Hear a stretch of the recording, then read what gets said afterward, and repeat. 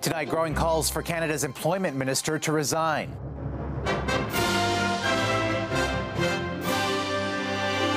Randy Boissonnault under fire for claims about his Indigenous heritage. Randy Boissonnault must resign. Why on earth has the Prime Minister not fired this man? Putting the Prime Minister on the defensive. I'm happy that he is continuing to lead. Bracing for a bombed cyclone in BC. The driving factor here is both wind, but also wave height. Thieves shifting gears. The new top stolen cars across Canada and how to protect yourself. It was found in a shipping container in Montreal. Targeted for assassination. Erwin Kotler speaks out for the first time since details emerged about the foiled plot against him. I have excellent protection. And the art of making a lot of money off low-hanging fruit. People see something that is different and they have to own it. Peeling back the infamous banana that has everyone split. I think it's just a game for the rich.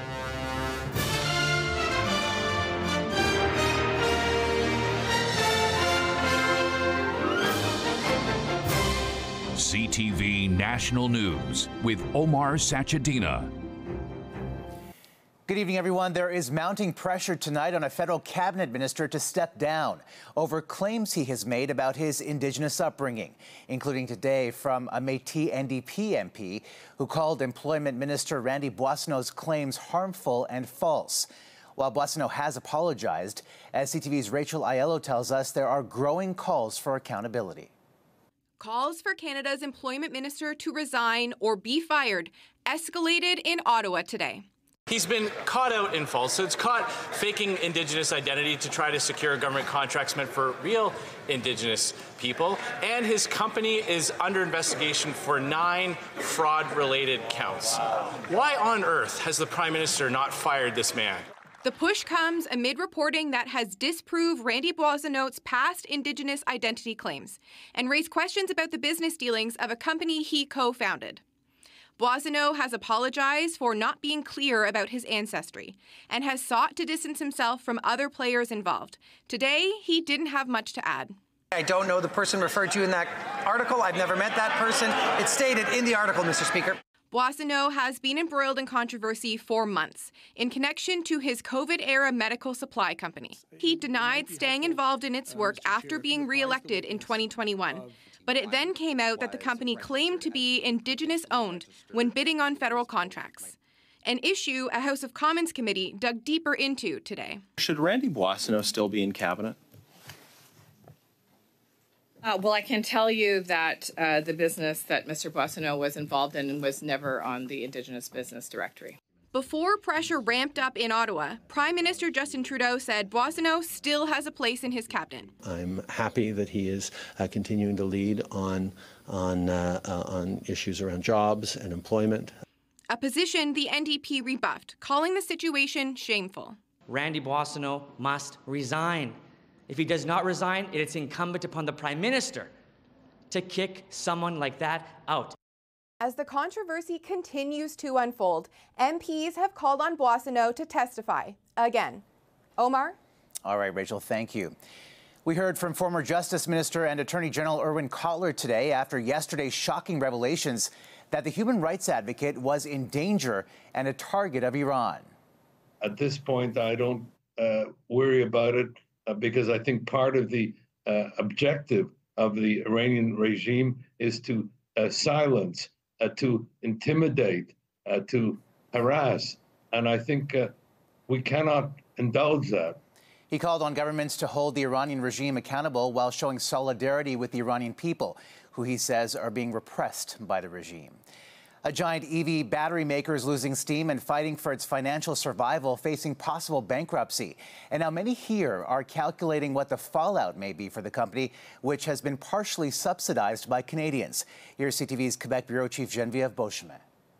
A plant site in Quebec the size of 300 football fields and billions of dollars put up to boost Northvolt now hang in the balance. According to the Reuters news agency, the Swedish EV battery maker held discussions on seeking bankruptcy protection. Roadblocks include a slowing in growth of the worldwide EV market, But Northvolt is also struggling to ramp up production and missing targets. Automotive manufacturing in particular is hard, and battery manufacturing is this kind of great unknown. Northvolt is essentially a startup. And to go from 0 to 100, if you will, in a matter of months or more appropriately years is very difficult. We were looking at almost every state in the United States. Co-founder Peter Carlson, a former Tesla executive, has also been replaced as chairman of the board of directors of Northvolt ETT, a subsidiary that runs the main plant in Sweden, though he still sits on the board. This is part of our vision. Quebec and Ottawa put up billions in financing and incentives for the plant to be built in Saint-Basile-le-Grand, south of Montreal. Major pension funds, including the Canada Pension Plan Investment Board, also put in money. It's not clear how much of that could now be wiped out. Some experts say the green transition to EVs was always going to be a bumpy road, and that Canada is still in the game. But to compete with high-tech players, investments that go beyond manufacturing are necessary. We're just grounds and workers, but very little intellectual property. So we remain at risk of any change because nothing anchors these companies in Canada at the moment. Northvolt is working to put together short-term financing, but time may be running out for the company. Geneviève Beauchemin, CTV News, Montreal. A car is stolen in Canada every 6 minutes. But some vehicles are targeted more than others, and now a new list is revealing which ones criminals are going after the most. Here's CTV's Adrian Gabriel. The thefts are brazen and in many cases targeted. It was found in a shipping container in Montreal. With organized crime accused of driving the lucrative illegal industry. The Toyota Highlander has been the best-selling retail vehicle. A brand new list detailing Canada's most stolen vehicles has the Toyota Highlander as the most sought after. In 2023, there were 3,414 Highlanders stolen. Next in line, the Dodge Ram 1500 series, followed by the Lexus RX, Honda CR-V, and Toyota RAV4. The commonality between all of those vehicles is that keyless entry vulnerability, so the electronic starts. In the first half of this year, auto thefts were down 17% compared to the same period in 2023. Investigators say we now need new legislation mandating auto manufacturers to include modern security systems in Canadian-sold vehicles. A recent CTV W5 investigation uncovered how one simple Amazon order can give anyone access to a device that can start a vehicle, even if the actual key is nowhere near. We do know from previous investigations they're buying them on Amazon. You can buy them on eBay. So the first time you think, well, nobody was hurt. And that's, you're like, nobody was hurt. It's just a truck. The second time, you're angry. Sandra Crow had her family's blue Ford F-150 stolen in 2022. It was uncovered in a shipping container destined for Nigeria. They had basically ripped out all of the electronics. And then in putting it into the shipping container, they rammed the front and the back. This past spring, 2 criminals in Brampton, Ontario were caught on Crow's security system, this time driving away in her new silver pickup. Car manufacturers themselves, I think, need to do more about this. They've made it too easy. Transport Canada have targeted sometime in 2025 to announce new modernized vehicle security standards. As a stopgap, some investigators still suggest old-school methods like the steering wheel lock. While it can be sawed through, it still acts as a deterrent. Omar. All right, Adrian, good advice. There is increasing uncertainty over the chances of a major rate cut by the Bank of Canada next month after the inflation rate jumped back up to 2%, more than expected. CTV's Paul Hollingsworth on the factors driving up the cost of living.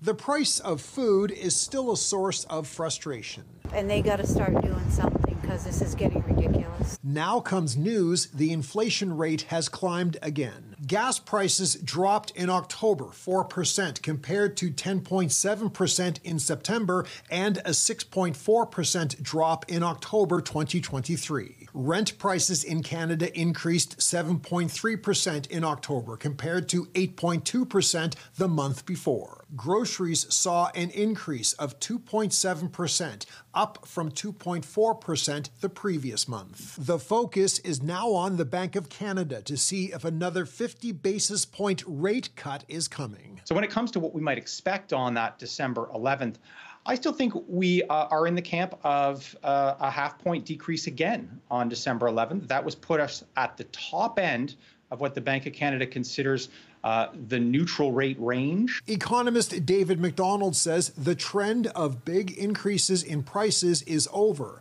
but Canadians are still feeling financial pressures. Most prices remain much higher than they were 3 years ago. There had been a more positive trend in recent months. The 2% rate marks the first inflation increase since May. Overall, trend lines point to positive developments on the inflation front. I think the bigger picture here is that, Canadian inflation is down quite a bit since the height of the pandemic. Financial experts forecast the overall inflation rate, while not as low as they'd like it to be, is within the Bank of Canada's target range. Paul Hollingsworth, CTV News, Halifax.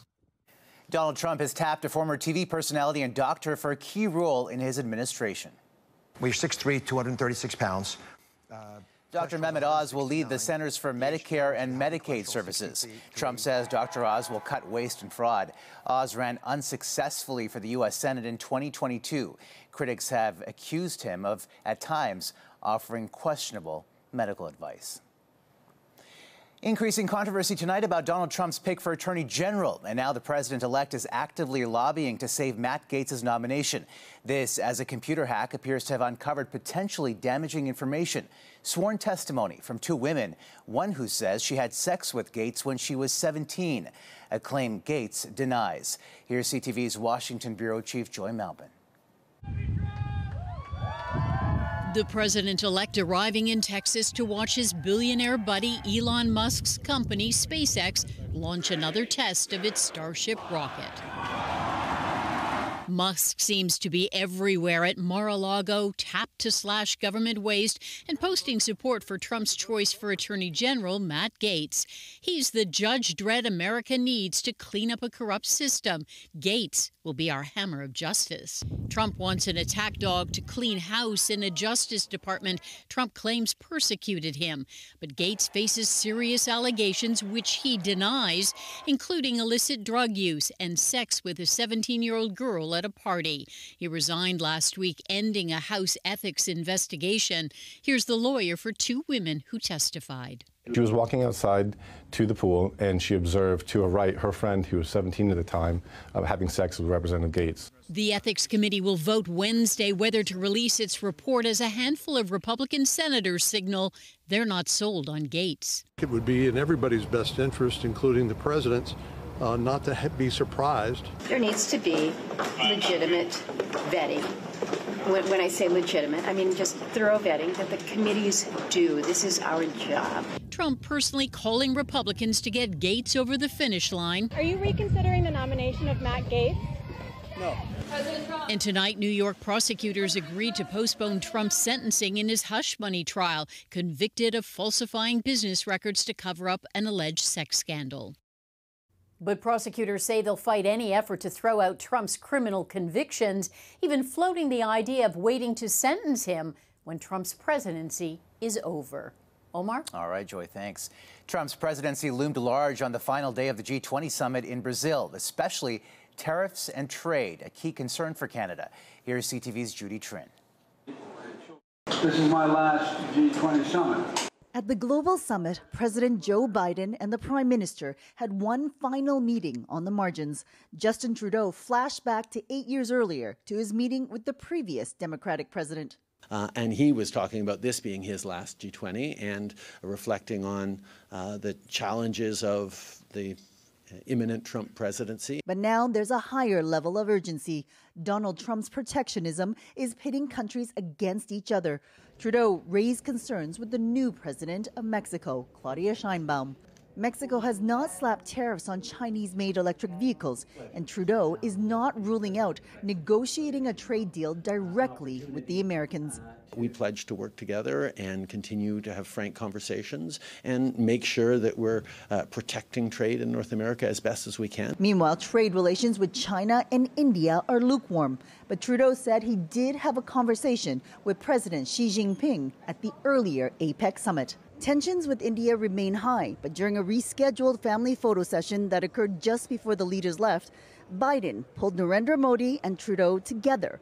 A final act of diplomacy from Biden. The elder statesman, Trudeau, also counts as a friend. It was also a nice conversation between two friends who have lived through some challenging past 4 years. All these tensions will have to be dealt with after Donald Trump's inauguration in January. Canada will host the G7 summit next year. What is for certain is that Trump will be there, but Trudeau, in a situation where his government is in a minority position, may not. Judy Trin, CTV News, Rio de Janeiro. Now, that summit also concluded with a final communique from world leaders about the war in Ukraine, which Prime Minister Trudeau said did not go far enough. Today marks 1,000 days since the Russian invasion, and also today a major escalation after Ukraine fired American-made long-range missiles at Russia for the first time. That prompted a dangerous new threat. Russia saying it's now prepared to deploy its nuclear arsenal if attacked by a non-nuclear country that is allied with a nuclear state. The warning clearly directed at Ukraine and the U.S. A dark day for pro-democracy activists in Hong Kong. All but 2 of the 47 were sentenced in jail for up to 10 years for defying a national security law imposed by Beijing in 2020. China praised the Hong Kong court's action, but critics warn it represents Beijing's tightening grip. Coming up. This is not a wind event exclusively. There is also moderate rain and even some snow in some parts. The weather phenomenon taking aim at the West Coast. Plus, the appeal of a prized fruit has the world going bananas.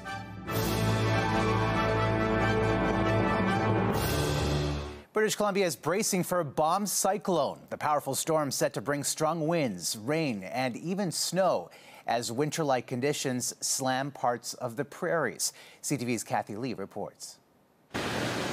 Late-night ferries on major routes canceled, and BC Hydro crew on standby. We have a full complement of crews working into the evening and well overnight if problems do arise. Environment Canada warns of intense winds on the West Coast brought by a bomb cyclone. This is not a wind event exclusively. There is also moderate rain and even some snow in some parts. The storm expected to knock out power. Backup generators, having food and water ready before the event is upon you is, I think, very recommended. As BC deals with blustery conditions, heavy snow blankets the prairies. Parts of Saskatchewan and Manitoba hit with a lot of it. We've been outside for like an hour and a half.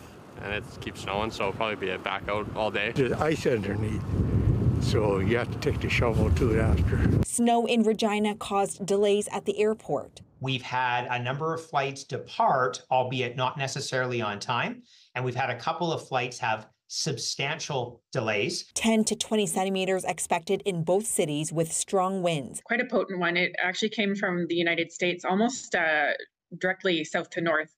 So that brought a lot of moisture. In Alberta, 15 centimeters covered parts of Calgary Monday, causing headache and catching some by surprise. Woke up to walk the dog at 7:18 and wow. Environment Canada says another 15 centimeters is expected in southern Alberta in the coming days. Fall into winter is a big transition time of year. It's a great time to stock up your emergency kits, no matter where you live in the country. As for the snow in the prairies, Environment Canada says after it stops, the cold will sink in, and to expect temperatures 15 to 20 degrees below seasonal.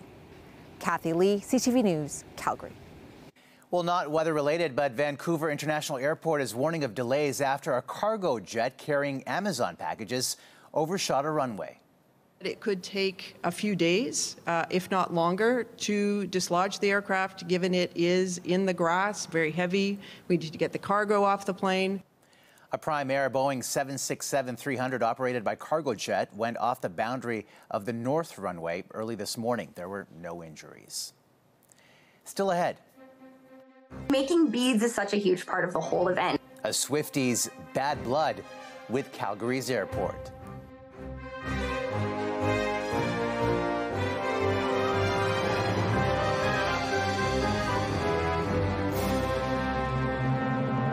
A Canadian Taylor Swift fan has some bad blood with Calgary's airport after security confiscated hundreds of dollars worth of beads for making friendship bracelets. Are just beads, and that it shouldn't be a problem to bring them on a plane. Making beads is such a huge part of the whole event. Caitlin Medrick was stopped in Calgary en route to Toronto for one of Swift's concerts. She says her beads were taken by security because she had exceeded the limit. The federal agency responsible for security screening, CATSA, allows 350 milliliters of beads. Medrick says many fans have reached out to her to replace the ones she lost. And the Toronto Argonauts celebrated their Grey Cup victory with fans today. Toronto Argo! The championship rally was held in downtown Toronto with the city's mayor in attendance, raising the trophy after Sunday's big win over Winnipeg. After the break. It's not going to destroy the art world, and the art world's just fine. What this edible art piece is expected to fetch at auction and why. A pricey piece of fruit is going up for sale this week by one of the world's oldest and most famous auction houses. A work of art entitled Comedian. But as CTV's Alex Carper reports, the estimated cost for this supposed masterpiece is no joke. This is a banana duct tape to a wall. It's also a piece called Comedian, which is going up for auction in New York and could sell for well over $1 million Canadian. What you buy when you buy Catalan's Comedian is not the banana itself, but a certificate of authenticity that grants the owner the permission and authority to reproduce this banana and duct tape on their wall. The piece was created by Italian artist Maurizio Catalan. It was debuted in 2019 in Miami. Bidders themselves won't be bidding on the same banana that was on display in Miami, as the banana and duct tape were always meant to be replaced regularly. I think it's just a game for the rich, and I don't know if it's really going to affect the art world. I just wish that a lot of these art buyers would be interested in art closer to what I do. Other artists like Jordan Miller have a hard time believing this piece is even considered art. People see something that is different and they have to own it, and it's kind of a little bit of a running joke. But I just find it so insulting for artists and galleries in general. Art collector Bill Mayberry says the valued price of the piece is what's driving the attention. I'm always trying to get people to broaden their minds, not get too shocked by these things. You know, it's not going to destroy the art world, and the art world's just fine. The head of Sotheby's calls the piece profound and says it questions the definition of art. The piece itself is estimated to have a value of $1.5 million Canadian dollars and will be auctioned on Wednesday. Alex Carper, CTV News, Winnipeg. Beauty is in the eye of the beholder. And that's a snapshot of this Tuesday for all of us at CTV National News. Thank you for watching. Good night, and see you tomorrow.